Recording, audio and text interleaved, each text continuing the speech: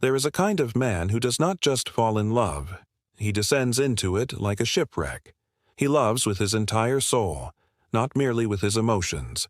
And when that love is lost, or betrayed, or simply fades into silence, it is not heartbreak that he feels.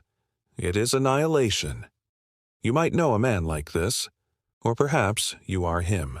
The kind who gives everything, his time, his dreams, even his sense of self. The kind who loses sleep, dignity, and direction. The kind who turns a woman into a mirror of his own spiritual longing. Why do some men fall so hard in love that they lose themselves? Why does devotion, which seems noble at first, turn into something that consumes, destabilizes, even destroys? This isn't a new question. It has been haunting humanity for centuries, discussed in temples, whispered in taverns, hidden behind the stern faces of warriors and philosophers alike, and few thinkers have dared to strip away the illusions around it as brutally as the German philosopher Friedrich Hegel. For Hegel, love was never just about romance. It was about identity, about the terrifying dance between freedom and dependence, ego and dissolution. And in that dance, the man who falls too hard, who gives his entire self away, is not being virtuous. He is making a metaphysical mistake. You see, in Hegel's eyes, to love someone so much that you cease to exist outside of them is not proof of purity. It is proof of an unformed self, of someone who has not yet stood alone in the silence of who they are. And while this sounds like the distant musings of a 19th century idealist, it is more relevant today than ever, because modern love is drenched in longing, in projection, in the desperate hunger to be completed. We are not merely dating. We are often trying to fix childhood wounds, fulfill divine dreams, and escape ourselves through another person's arms. Social media teaches us to fall quickly and publicly. Movies glorify sacrifice. Pop psychology tells us that vulnerability is strength. And yes, it often is, but not when it costs you your core. So in this video, we are going to take a journey through history, philosophy, psychology, and above all, through ourselves. We are going to explore why some men fall in love so hard it breaks them, and what Friedrich Hegel tried to teach us about this dangerous ideal. This isn't just about heartbreak. It's about identity, power, illusion, and the silent war between the self and the other. Because sometimes, the deepest suffering of a man's life doesn't come from war or poverty. It comes from love. When you are ready, we will go deeper. Shall we begin? To truly understand what Hegel meant and how it connects to the men who fall in love so completely that they lose themselves, we need to step back. Not just into Hegel's world, but into a broader tapestry of human history, where love has always been more than just an emotion. It has been a battlefield, a religious symbol, a political alliance, a myth, a metaphor, and, for many men, a haunting. Let us begin with something simple but often forgotten. Love, in its modern romantic form, is a relatively new invention. The idea that love should consume you, complete you, or define your very being did not exist for most of human history. For thousands of years, love was practical, strategic, or spiritual. It was not expected to make you whole. It was expected to serve a function. In ancient Greece, Eros, the passionate, overwhelming force of romantic love, was considered dangerous. Socrates warned that when a man was overtaken by Eros, he risked madness. In Plato's Symposium, love was something that should ultimately lead the soul away from the physical and toward the eternal. A stepping stone, not a destination. And for men, particularly, losing themselves in the image of a woman was seen as a failure of reason. Even in the chivalric traditions of medieval Europe, where knights worshipped ladies from afar and pledged themselves in poetic devotion, there was always an underlying detachment. The love was idealized precisely because it was unreachable. The beloved was often married to another, or positioned as a symbol of purity that could never truly be possessed. In other words, the love was designed to be frustrating, because it was not really about the woman at all. It was about the man's inner development. The pain of longing was a form of spiritual discipline. Fast forward to the Romantic era. This is where things begin to shift. This is where men start writing poetry not about distant ideals, but about flesh and blood women who had the power to save or destroy them. Suddenly, falling madly in love became a virtue. Obsession became depth. Pain became proof of sincerity. And it is during this same cultural moment that Hegel emerges. Born in 1770, Friedrich Hegel lived through a time of immense philosophical, political, and emotional transformation. The Enlightenment had put human reason on a pedestal. The French Revolution had shattered old hierarchies, and the Romantic movement was beginning to challenge cold rationality with raw emotion. Hegel stood at the crossroads of all of it.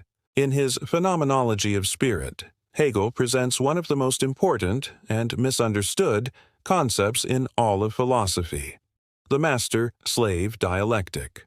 On the surface, it seems to be a political metaphor, but look deeper, and it reveals something profound about love, identity, and the human need for recognition. According to Hegel, every self seeks recognition. We do not just want to exist. We want to be seen, acknowledged, validated, but when two selves encounter each other, they clash. Each one wants to be recognized as primary, as essential, and in this struggle, one becomes the master and the other the slave.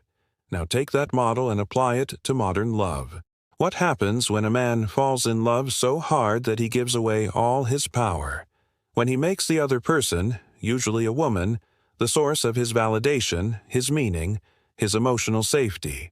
He becomes the slave, not because the woman intends to enslave him, but because he has abandoned the responsibility of being a self. He wants recognition, but he is not strong enough to stand without it. This is what Hegel warned us about. Love, when it becomes a demand to be completed by another, turns into a trap. It becomes dependency disguised as romance, and it is not only Hegel who saw this pattern. Across history, you find warnings against this dynamic.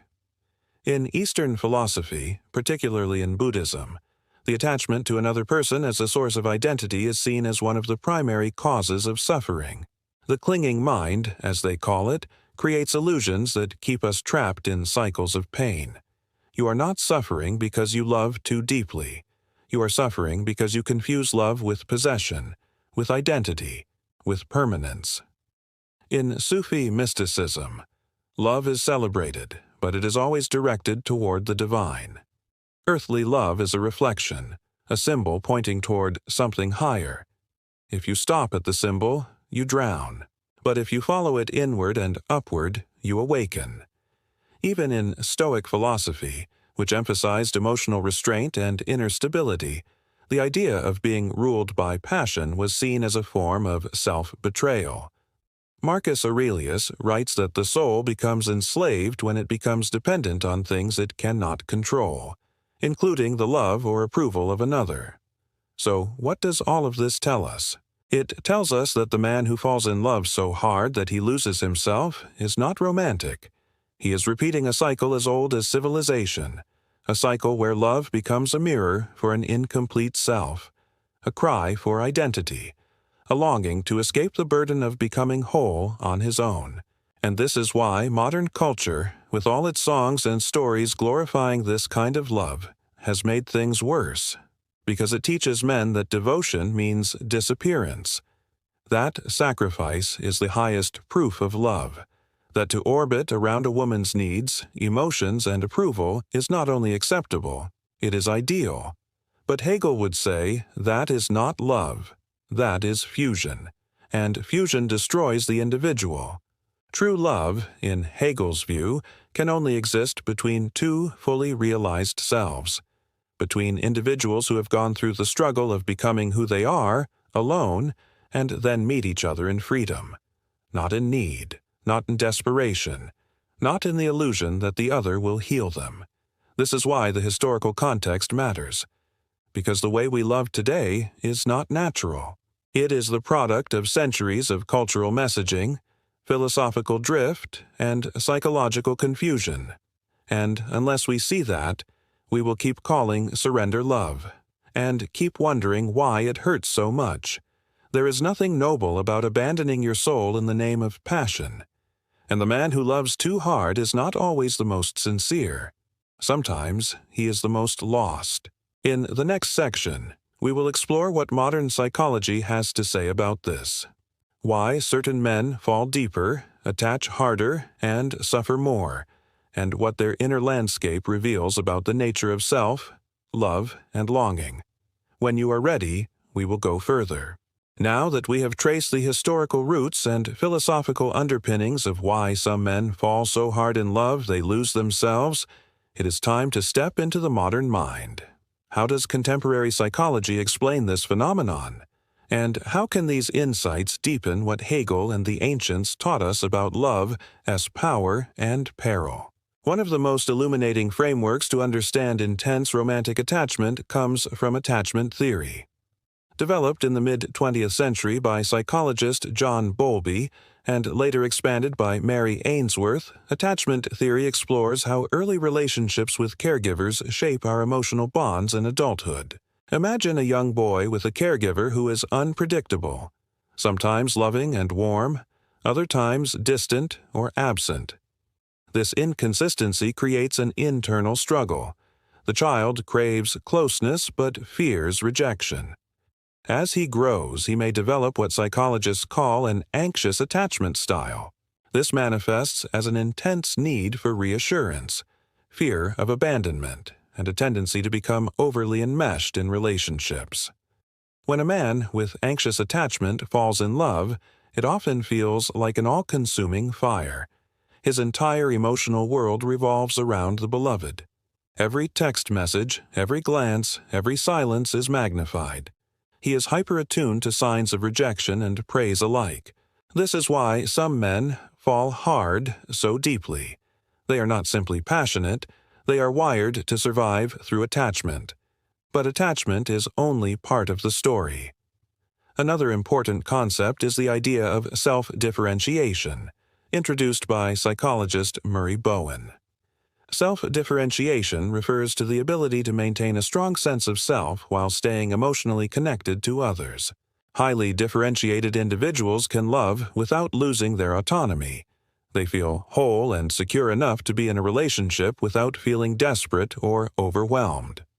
The man who falls too hard often struggles with differentiation. Instead of standing as a separate sovereign self, he merges. His identity blurs with his partner's, and his emotional stability becomes dependent on their approval or presence. This is not just a romantic quirk. It is a deep psychological vulnerability. You might recognize this pattern in yourself or someone you know. The man who changes his opinions to please his partner, who suppresses his true feelings to avoid conflict, who sacrifices his dreams to maintain the relationship. It is love, yes, but it is love turned inward as a prison. Now let us connect this to Hegel's master-slave dialectic. Bowen's differentiation theory complements Hegel's idea of recognition. For Hegel, selfhood requires being acknowledged by another who is also a self. But crucially, each self must first be secure in its own identity. The master-slave struggle is a metaphor for this dynamic tension. The man who falls too hard skips this crucial step. He sacrifices himself before true recognition can happen. From a Jungian perspective, this is where the archetype of the wounded lover enters the stage.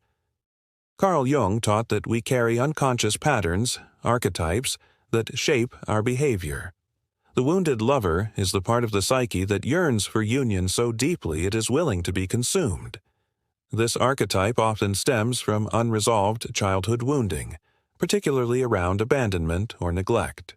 When a man embodies the wounded lover archetype, he projects his unmet needs onto the beloved, seeing her not as a whole person, but as a symbol of wholeness, safety, or salvation. The danger here is obvious. The woman becomes a repository for all his hopes and fears. If she cannot fulfill this impossible role, he falls apart.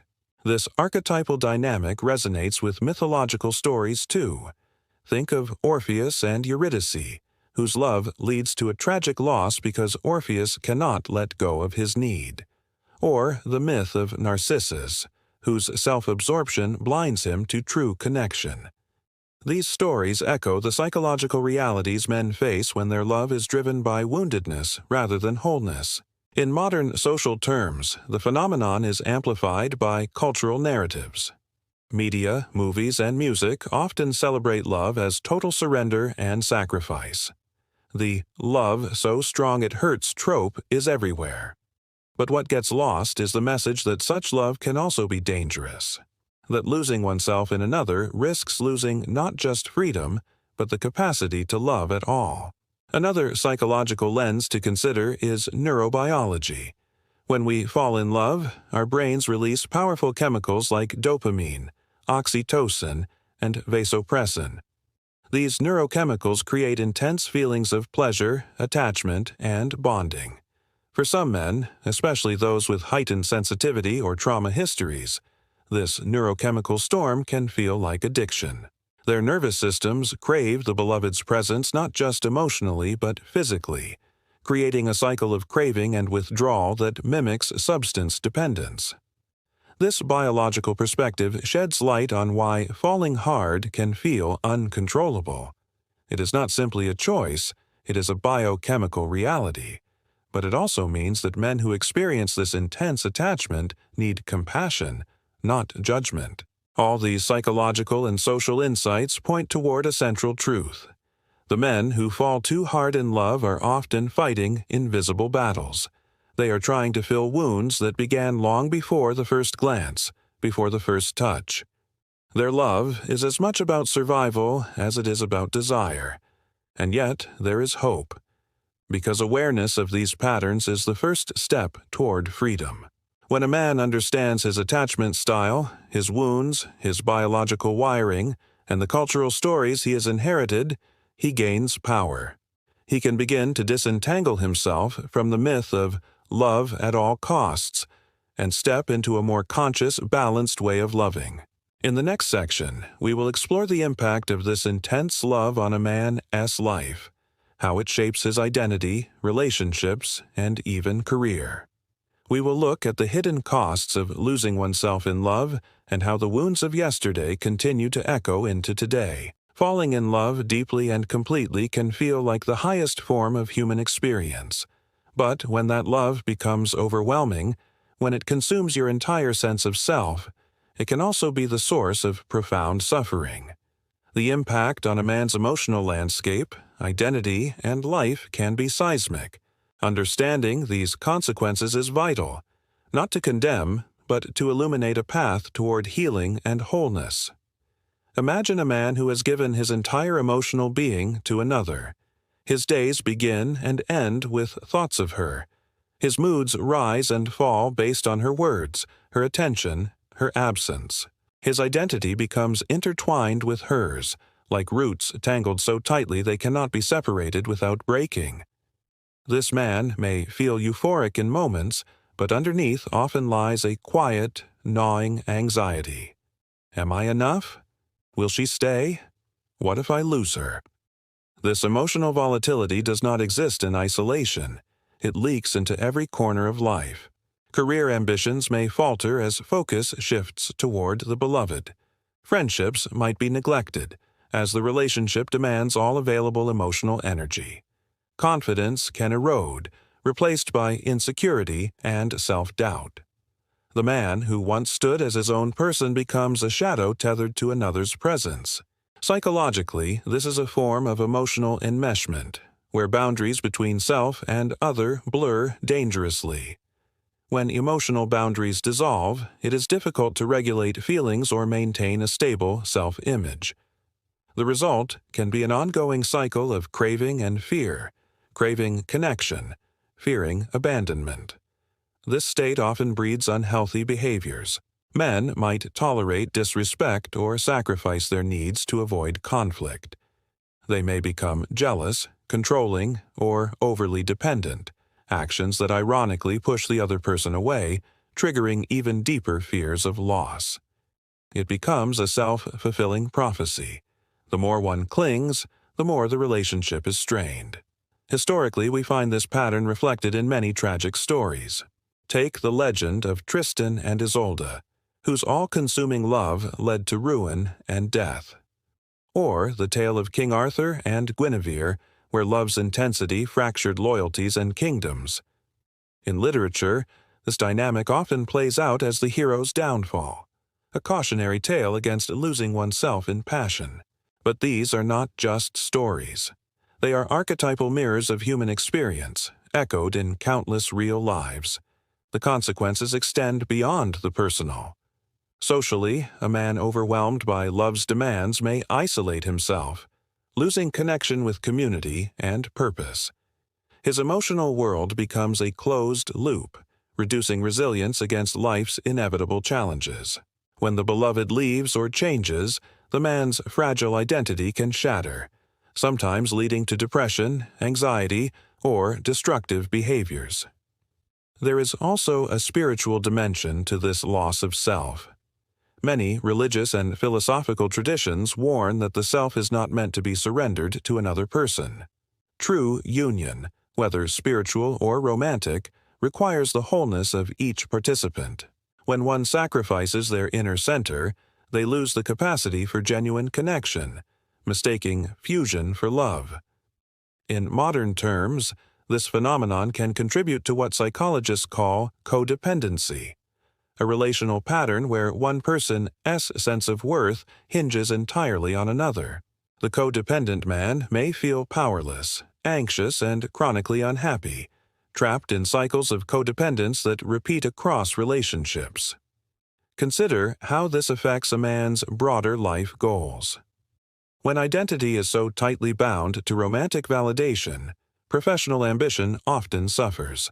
Confidence wanes, creativity stagnates, and risk-taking diminishes. The man becomes reactive, living in constant emotional upheaval rather than in grounded, purposeful action. Yet this deep love also creates a paradox. It offers a sense of meaning and intensity that can feel utterly irreplaceable. For some men, the sacrifice seems worth the pain because the alternative, emptiness, loneliness, or feeling unseen, feels unbearable. This desperation can blind them to the true cost of their surrender. This dynamic also shapes how men experience failure and rejection. A breakup is not merely the end of a relationship. It can feel like the collapse of the self. Without a stable identity apart from the beloved, the loss becomes a psychological catastrophe. This is why heartbreak can trigger severe depression or even suicidal ideation in some men. But there is a hidden wisdom in these painful experiences. The suffering signals a fundamental truth. The man's self is not whole. Love has exposed what was always missing: the ability to stand alone, to self-soothe, and to embrace incompleteness without despair. We see this echoed in ancient wisdom traditions. The Sufi mystics spoke of the desert of love, where the soul is stripped bare before it can truly unite with the divine. Similarly, the Stoics urged cultivating inner resilience so that external losses, including romantic ones, would not destroy the self. This brings us full circle to Hegel's idea that true recognition requires two whole selves. Without inner wholeness, love becomes a battleground for dependency, loss, and identity confusion. Reflect on this for a moment. How much of your emotional life depends on being seen or validated by another? How often does your mood shift based on their presence or absence? Are you living as a whole person or as a reflection of someone else's love? Recognizing these patterns does not mean shutting off your heart. On the contrary, it opens a door to deeper, more sustainable love. Love that enhances rather than consumes, that supports growth rather than fosters dependency. In the next section, we will explore practical ways to heal these wounds, cultivate inner strength, and learn to love from a place of freedom and self-possession. We will blend psychological tools with timeless wisdom to guide men toward a healthier, more fulfilling experience of love. When you are ready, we will continue this journey. Now that we have explored the deep impact of falling too hard in love, the emotional turmoil, identity loss, and the echoes of history and psychology, it is time to turn toward healing. How can a man reclaim himself from the grip of overwhelming love and move toward a more grounded, whole way of relating? This section offers practical tools and timeless wisdom to guide that transformation. First, awareness is the foundation. Recognizing your patterns, how your emotions shift, how your sense of self depends on another, is the essential first step. You might try journaling daily, not just about the relationship, but about your inner states. When do you feel most yourself? When do you feel lost? What fears or desires arise in the silence between interactions? These reflections build self-knowledge, which is power. Alongside awareness, cultivating self-differentiation is crucial. This means learning to stand as your own person even while deeply connected. Psychologist Murray Bowen suggested that a well-differentiated self can engage in intimacy without losing autonomy. To practice this, start small. Set gentle boundaries in your relationship. For example, allow yourself time and space for your own interests, hobbies, and friendships without guilt. Communicate your needs clearly and calmly. Notice how it feels to say no or to express discomfort. This process can be challenging, especially if you are accustomed to merging or people-pleasing. Here, a mindset shift borrowed from Stoicism can help. Instead of viewing boundaries as selfish or divisive, see them as acts of respect for yourself and the other person. You cannot love fully if you do not honor your own limits. Another powerful practice is cultivating emotional regulation skills. When attachment triggers anxiety or fear, the nervous system can spiral into chaos. Mindfulness meditation offers a way to observe these feelings without being swept away. You don't have to fight the emotions or pretend they are not there. Instead, notice them as passing clouds, real but not permanent, part of your experience but not the whole story. Breathing exercises, grounding techniques, and body awareness can also calm the nervous system. When you feel overwhelmed by longing or jealousy, pause and take several deep, slow breaths. Feel your feet on the ground. Remind yourself you are safe in this moment. These simple acts anchor you back to your own center. Therapy, particularly approaches like cognitive behavioral therapy, CBT, or emotion-focused therapy, can offer personalized guidance. Working with a skilled therapist helps identify and heal attachment wounds, build self-esteem, and develop healthier relational patterns. It is not a sign of weakness but a courageous step toward wholeness. Drawing from spiritual traditions can also enrich this journey. The Sufi path, for example, teaches that love begins inward, from the beloved self to the greater beloved beyond. Practices such as whirling meditation or contemplative prayer cultivate surrender that is rooted in inner stability, not dependence. Stoicism reminds us to accept what we cannot control, the feelings, the other person's choices, and to focus on what is within our power, our own thoughts and actions. Another ancient wisdom comes from the practice of amor fati, loving your fate. This means embracing not just the joy of love, but also its challenges and losses.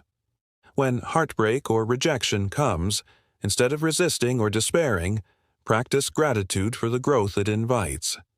This radical acceptance transforms pain into a teacher rather than a tormentor.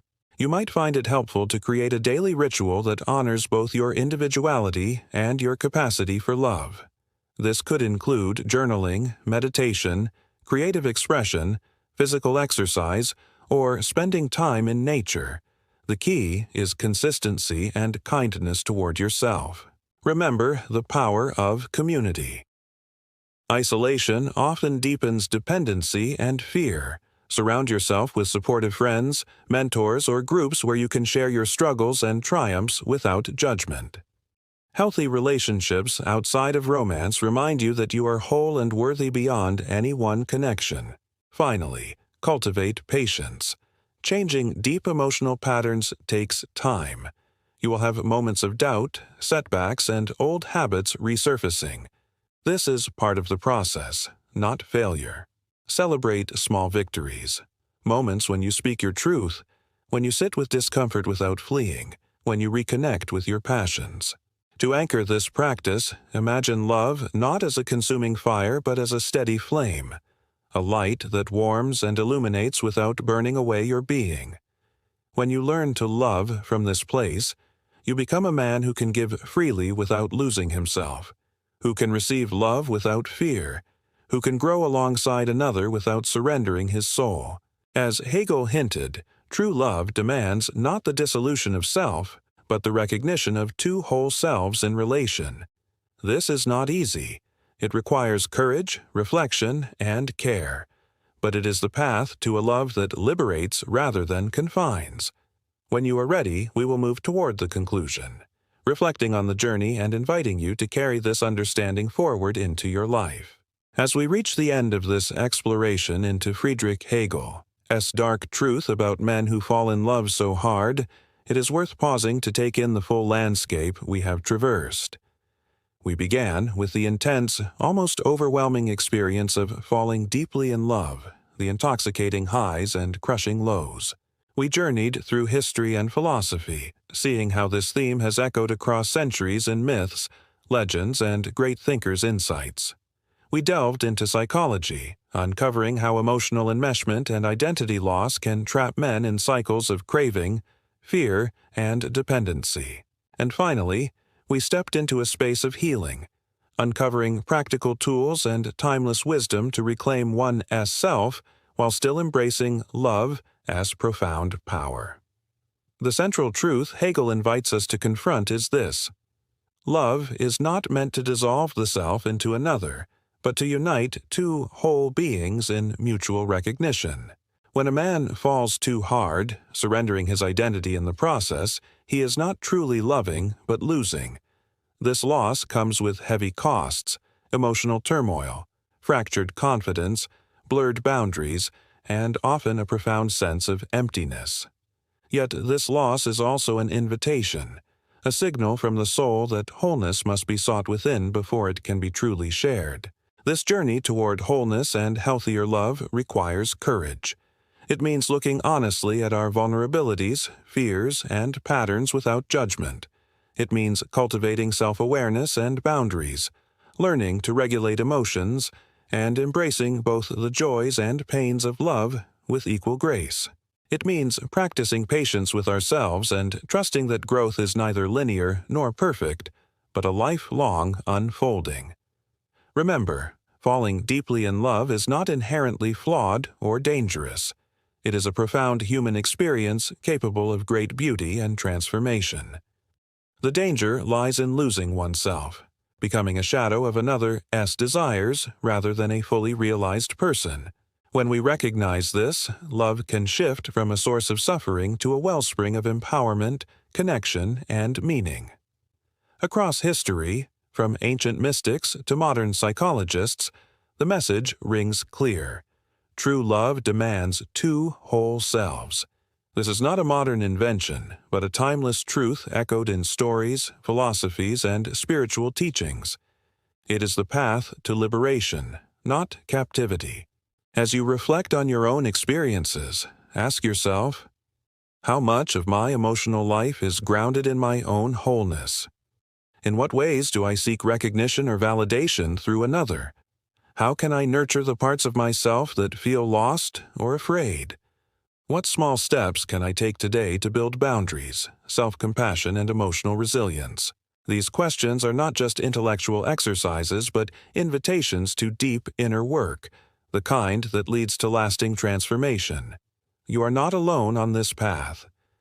Across time and culture, countless men have walked this road of falling, losing, and ultimately finding themselves anew. And you can too. As we close this chapter, let this reflection stay with you. Love is not a force to possess or control. It is a dance between two whole beings, each sovereign yet connected, each free yet deeply intertwined. To love from this place is the greatest freedom, and the deepest truth. When you are ready, I invite you to join me in the call to action, a warm, reflective invitation to continue this journey of self-discovery, growth, and empowered love. Let me know if you would like me to write it now. You have just journeyed through a deep exploration of what it means for a man to fall in love so hard, how it can both illuminate and shadow the soul. If this resonated with you, if these reflections stirred something inside, then I want to invite you to keep walking this path with me. Here, we create a space not for superficial fixes or fleeting distractions, but for honest, courageous growth. A place where you can explore the depths of your emotions, uncover hidden patterns, and reclaim your power, not through force, but through self-awareness and compassion. Because true strength begins within. We are in this together, navigating the complexities of love, identity, and meaning, in a world that often asks us to lose ourselves to be enough. But what if the real revolution is to be fully ourselves, imperfect, evolving, and whole, and to bring that authentic self into every relationship, every challenge, every moment? If you are ready to embrace that journey, to develop emotional intelligence and resilience, to lead your life with integrity and purpose, then I encourage you to subscribe. Here you will find more than just content. You will find insight, history, psychology, and practical tools woven into stories that speak to the heart. This is a community for growth, where we honor the past to understand the present, where philosophy meets psychology, where self-mastery meets empathy. So ask yourself, how might your life change if you chose to love with awareness and courage? How might your relationships deepen if you first nurtured the love within yourself? If you want to explore these questions and more, stay with me. Subscribe, and let us continue this journey together toward freedom, understanding, and a love that truly transforms. Because you deserve a love that liberates, not confines. And it all begins with the one person you can always count on, yourself.